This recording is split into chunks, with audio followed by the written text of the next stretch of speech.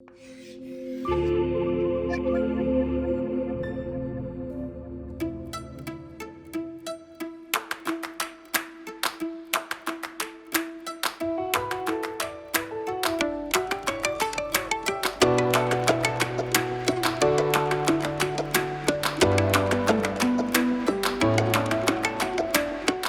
this session, we're going to explore our perceptions and maybe our beliefs and assumptions about education, but also about what we think teaching and learning is.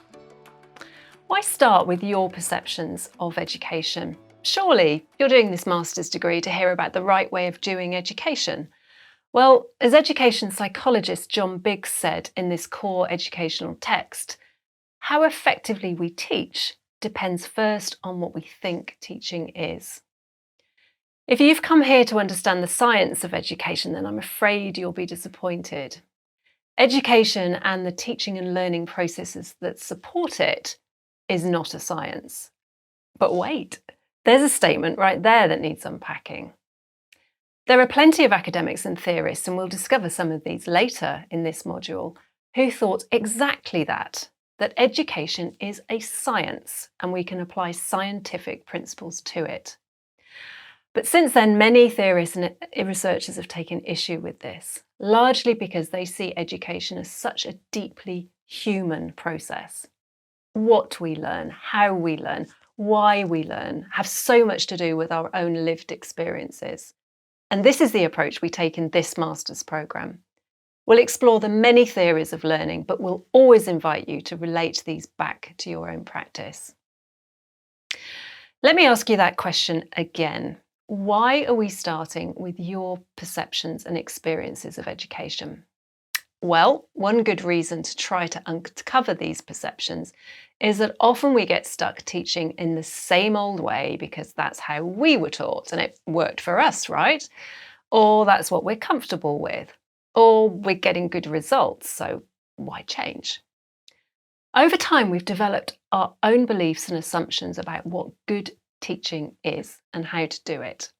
So let's call these our personal theories of education. Biggs and Tang go on to say that all teachers have some theory about what they think teaching is, even if they're not explicitly aware of that theory. Teachers' theories deeply affect the kind of learning environment they create in their classrooms. Let's unpack that quote a little. Even if they are not explicitly aware. Chances are you're not aware of your own theory. I certainly wasn't until I started studying education in an academic context and reflecting on my practice. Your job in this session is to start to become more explicitly aware of your own theories based on your own experiences. The second sentence bears repetition too. Teachers' theories deeply affect the kind of learning environment they create in their classrooms. Think about that a bit. They're saying that as teachers, our experiences and beliefs and assumptions about what good teaching is, our theories, if you like, have a profound effect on how we set up our classrooms and how we go about our jobs as teachers. And almost certainly on whether our students are learning or not.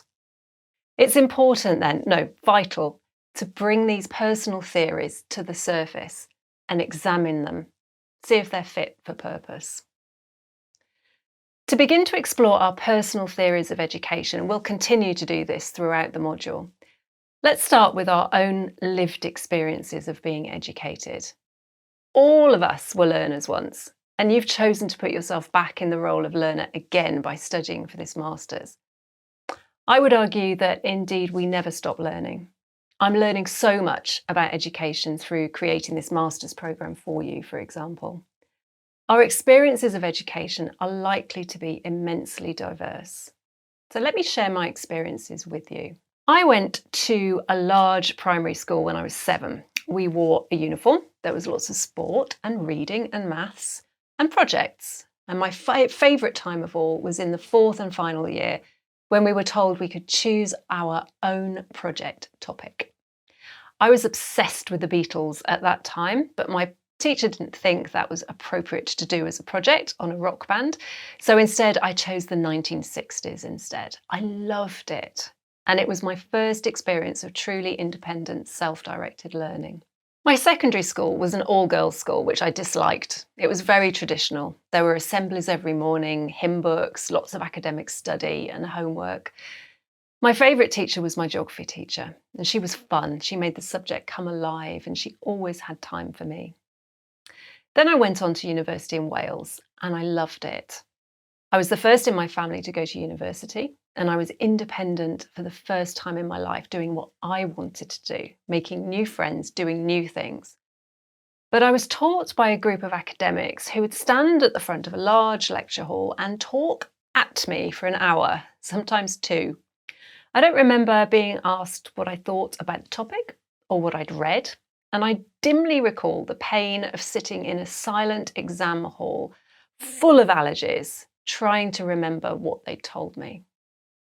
When I came back to academia some years later to study for my master's, I was pleasantly surprised to see that the whole learning experience had changed, pretty much.